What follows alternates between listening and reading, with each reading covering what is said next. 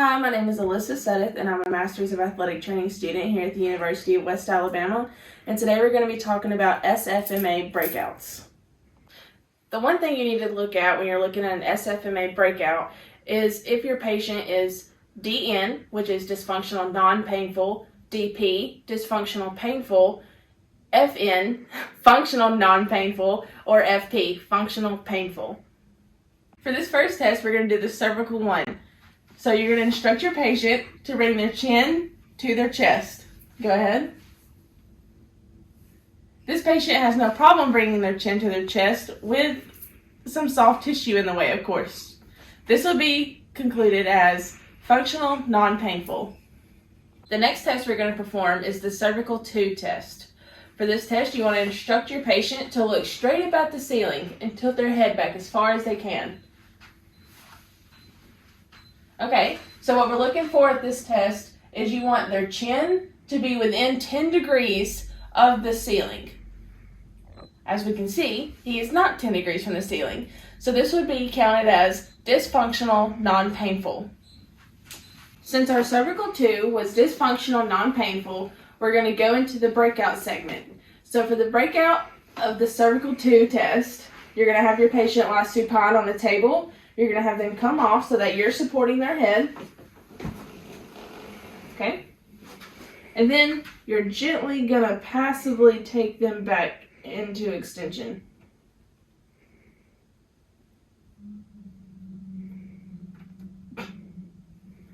And if they can get within the degrees at this point, it's considered functional non-painful with a compensation. Okay? The next test we're going to perform is the cervical 3 test. So you're going to instruct your patient to bring their chin to their collarbone on each side. Go ahead to the right. Okay? And to the left. So with this patient, without the movement of his shoulders, he's not able to bring his chin directly to his collarbone. With that being said, this would be considered dysfunctional non-painful. The breakout for the cervical 3 test is you have your patient lie supine on a table and you're going to passively put them into the motion. So we'll start off by going to the right side. Okay, good. Then we'll go to the left.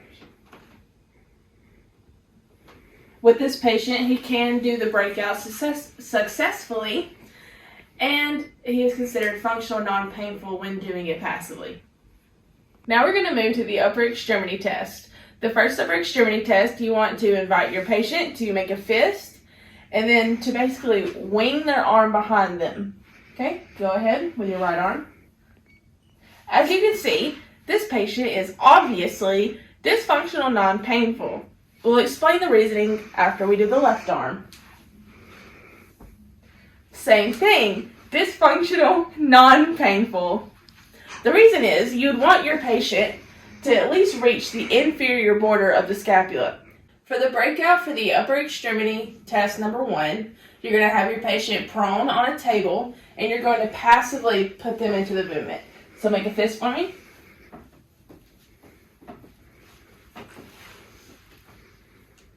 As we can see, it's still not working. Now we're going to do the same thing on the other side. Ooh, we got a little better with this one. Not much though. After our first breakout test, we found the patient to be dysfunctional non-painful on the passive movements as well. So for this next breakout, we're going to bring him into 90 degrees. And then we're going to internally rotate 90 degrees. As you can see right here, he doesn't really have much motion, and so I'm going to stop my breakout there just for the fact that we can tell that this is an internal rotator problem within the shoulder. The next movement we're going to talk about is the upper extremity number 2 test. It's essentially the same as the number 1, except instead of going under, they're going to go over. So make a fist for me. Let's start with the right arm. All right, I want you to bring your arm over like this. Good. All right, now let's do the other one.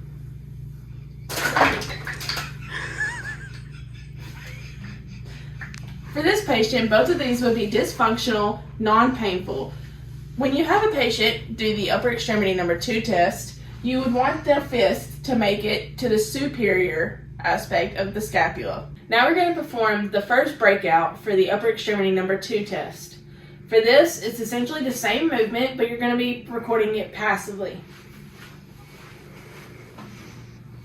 Make this for me.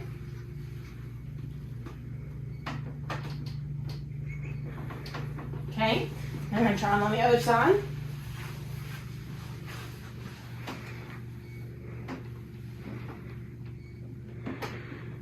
As we can see, the patient is still dysfunctional, non-painful. The next breakout for the upper extremity number 2 test, excuse me, you're going to passively take the patient into 90 degrees of abduction, and then you're going to externally rotate. That's actually very good. We're going to try it on the other side.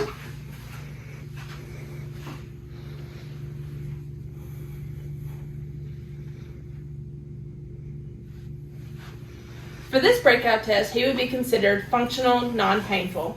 Since the patient passed the last breakout test, he was considered functional non-painful. This means that there is no problem in his external rotators for this test. So the next step we need to take in the next breakout chain is to have him actively flex at the shoulder. And we're looking to see if he can really get up there to 170 degrees. Go ahead. As you can see, he can't really bring his arm into 170 degrees of flexion without bringing his shoulder off of the table with the right arm. Let's go ahead and try it with the left arm. And it's about the same thing on this arm as well. So I think the problem with this patient is his shoulder mobility in general, as especially in a flexion of sort. The next test we're going to perform is the multi-segmental extension test. For this test, I always like to support my patients just in case they may fall. But also you just want to have them stand with their feet together and lean back.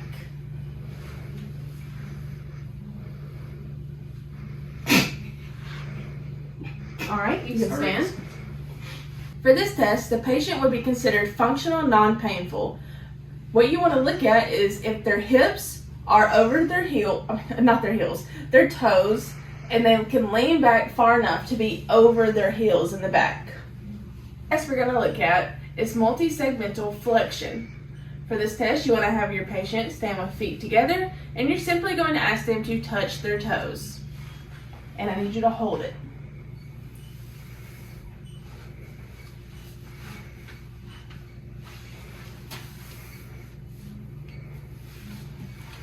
For this patient, I would say that he is functional, non-painful.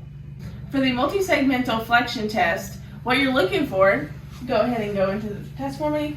Make sure that their feet are together, their heels remain on the ground, knees are not bent, and it's all right if they decide to do the flexion in the spine. We're not really looking to see how tight their hamstrings are, we're looking to see if they can touch their toes.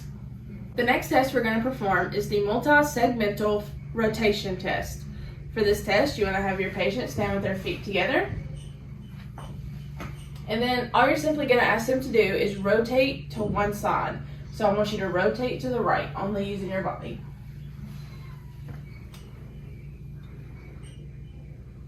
Okay, now let's rotate to the opposite side.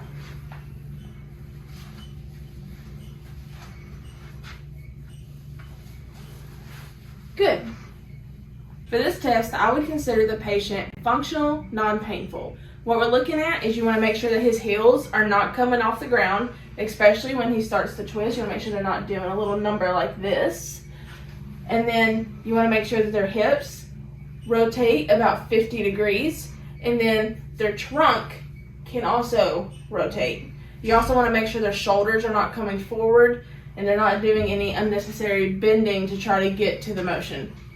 The next test we're going to do is the single leg stance. We prefer to do the dynamic single leg stance. For this, you're going to have your patient stand in a straight line, And I like to instruct them to act as if they were going to ride a razor scooter with one leg. So they're going to bring it up to 90 degrees, and then I like for them to have the full motion going in.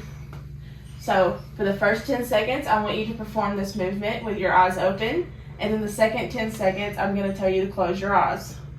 Are you ready? All right. So get into your 90 position. All right, are you ready? Yeah. Go.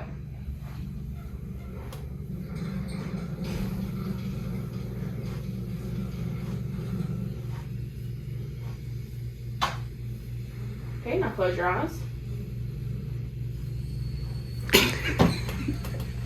For this patient, he would be considered dysfunctional, non-painful. What you really want to look at is if they lose their balance when they close their eyes. Now we're going to perform the exact same dynamic single leg stance on the other leg.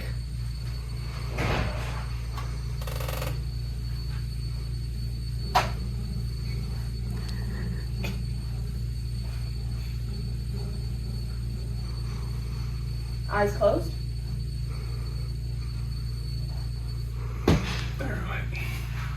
This would also be considered dysfunctional, non-painful, due to the lack of stability of this patient.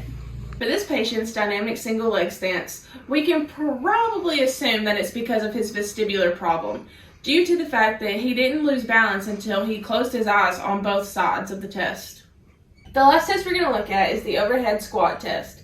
For this, you want to have your patient holding a bolster or anything to really keep their hands up. You want to have their feet shoulder width apart, and then you simply just want to ask them to perform a deep squat.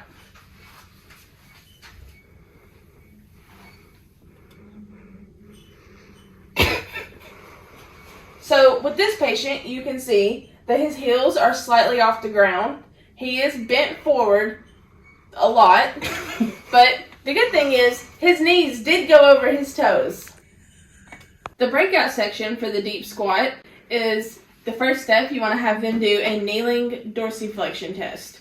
So we have him on the table and he's in his position. So now we're going to look at the right foot, and I just need you to lean forward.